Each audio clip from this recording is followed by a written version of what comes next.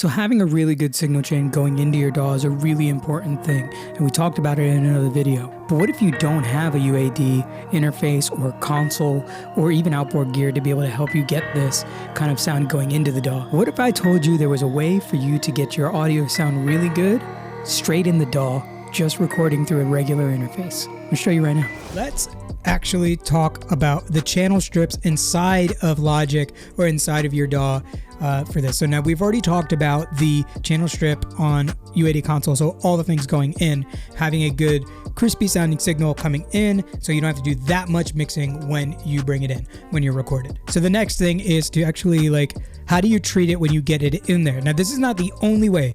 This is the way that I like doing it now, because I found that it gives me this really nice commercial but still kind of intimate feel, and it doesn't sound too super pop and it doesn't sound too super beginner or amateur.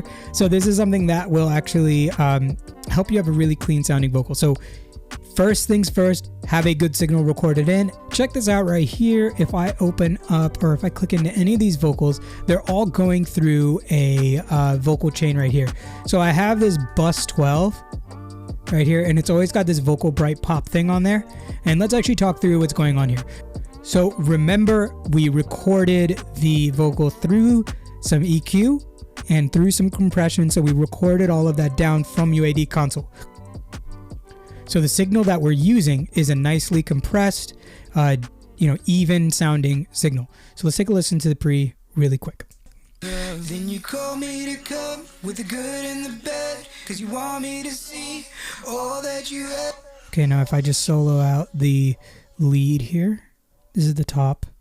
Then you call me to come with the good and the bad, 'cause you want me to see all that you have. In the previous videos, you've seen the vocal air bus. Now this is an adaptation of that without having to do a parallel. So this is an adaptation of the vocal air bus, and I've kind of combined the air with a different technique here to get that same sound and to get a more controlled sound as well. So you could use the air bus as well. I think it still sounds good. I think it's a cool, crispy add-on that you can do. But this also may save you on your processing and all of that stuff. And you may not have to use it as much. So let's check it out. So this is what the vocal sounds like without anything besides the auto-tune on there. Then you call me to come with the good and the bad. Great. So that was recorded in, and then I EQ'd it a little bit further. Then you call me to come with the good and the bad. So now that's bringing out a little bit more of the top end because I cut out a little bit of the body. And then what I did was add another UAD compressor to get some more gain out of it.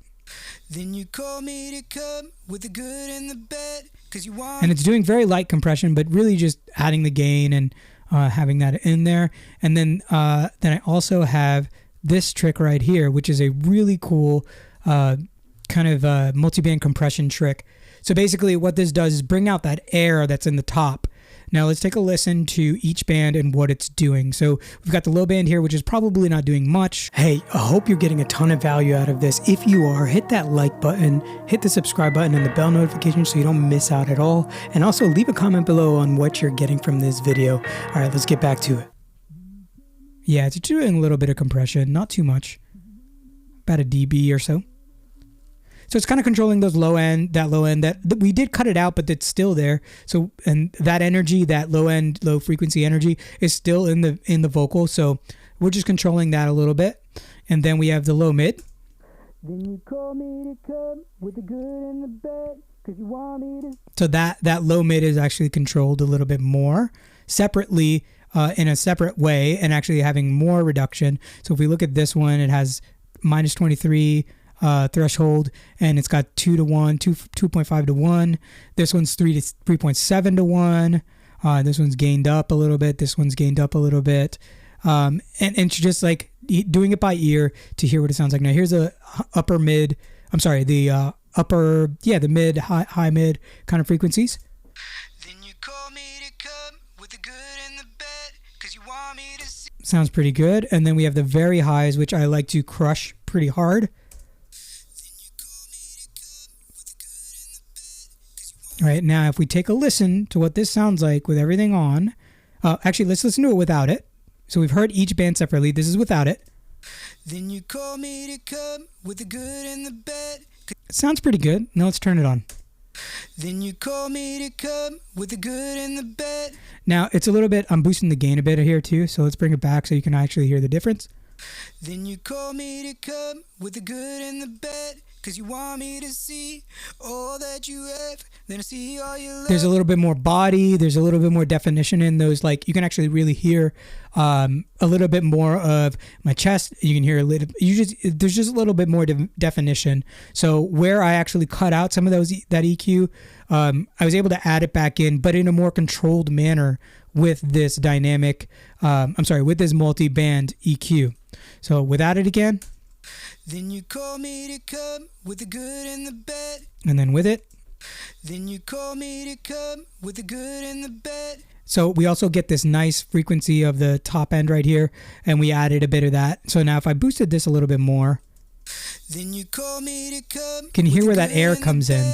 Cause you want me to see all that you have, then I see you want to be careful with this. You don't want to like do too much. So I usually keep it like as much as it's reducing. I could probably go more if I wanted to, but okay, cool. And then the next thing I did obviously was boost it up so that it had like a little bit more energy.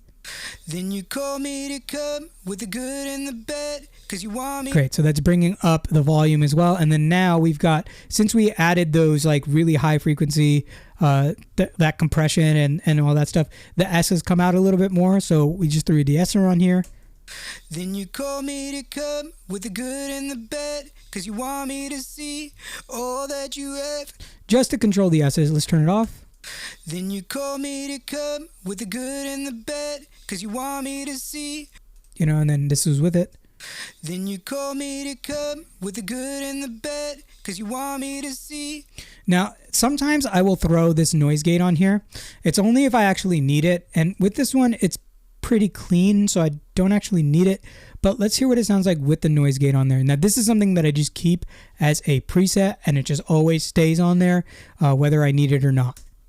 Then you call me to come with the good and the bad, cause you want me to see all that you have. Actually, it doesn't sound bad, so let's see what it sounds like in the mix. Then you call me to come with the good and the bad, cause you want me to see all that you have. Then I see all your love, and I feel you embrace the sinner in me and pour out your grace. We could probably turn up the volume a bit here, so we just like bump this a little bit more. Then you call me to come with the there you good go. and the bad, cause you want me to see all that you have. Then I see all your love, and I feel you embrace the sinner in me and pour out your grace. Even when then you call me to come with the good and the bad, cause you want me to. Cool, that sounds pretty good. And we could probably keep that that noise gate on there if we wanted to.